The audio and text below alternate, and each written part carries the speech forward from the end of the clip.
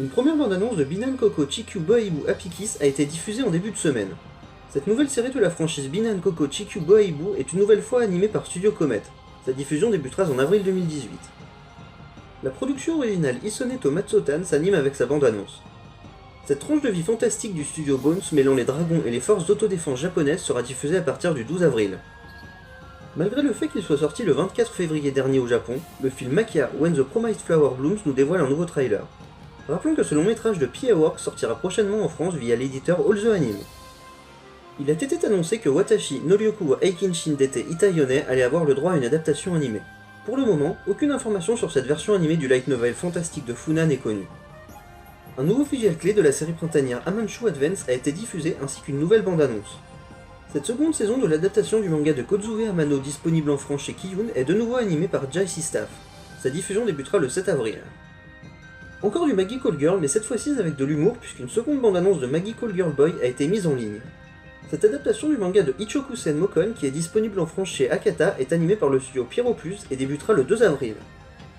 Après The Tatami Galaxy et The Eccentric Family, l'auteur Tomihiko Molimi va de nouveau être adapté. Cette fois, c'est son roman Penguin Highway qui va avoir le droit à un film d'animation. En plus de la présentation de son équipe de production, un visuel et un teaser ont été mis en ligne. Ce premier long métrage de Studio Colorido sortira dans les salles japonaises en août 2018. La série animée Devil's Line de Platinum Vision nous dévoile sa première bande-annonce. A cette occasion, il a été dit que sa diffusion débutera le 7 avril.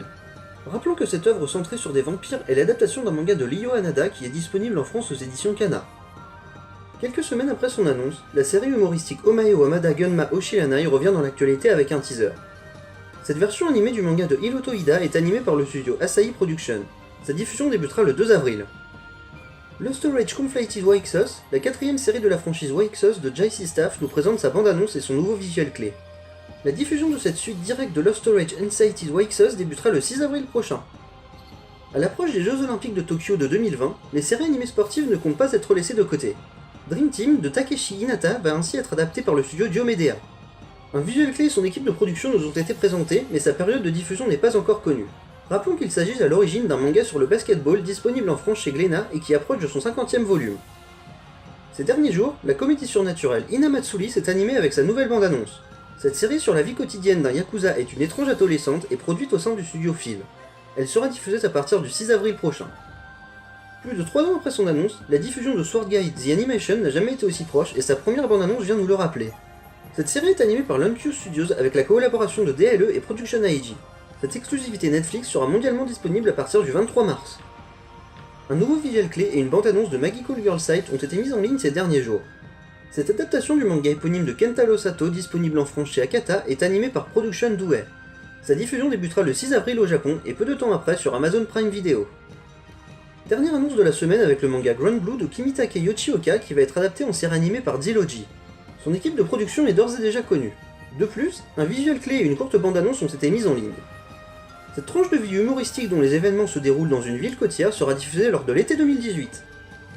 Les apprentis héros de My Hero Academia sont de retour dans une seconde bande-annonce de la troisième saison de la franchise. Toujours animée par le studio Bones, cette nouvelle adaptation du manga de Kohei Horikoshi disponible en France chez Kiyun sera diffusée dès le 7 avril. Terminons ce tour des actualités principales avec le premier trailer de Mirai no Mirai. Ce film est réalisé et scénarisé par Mamoru Hosoda, à qui l'on doit la traversée du temps, Les Enfants Loups ou plus récemment Le Garçon et la Bête. S'il n'est pas encore daté en France, il l'est au Japon puisqu'il sortira dans les salles le 20 juillet 2018. Initialement prévus pour les 8 et 15 mars prochains, les épisodes 9 et 10 de Merchun Mechun seront finalement diffusés les 22 et 29 mars. Rappelons que la série nous est proposée en simulcast par Wakanim. La production originale Tadaku no Akoi wo Shinai du studio Doga Kobo nous dévoile son nouveau visuel clé.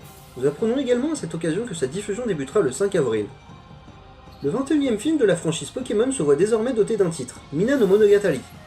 Ce long métrage qui verra le retour de Lugia sortira dans les salles japonaises le 13 juillet.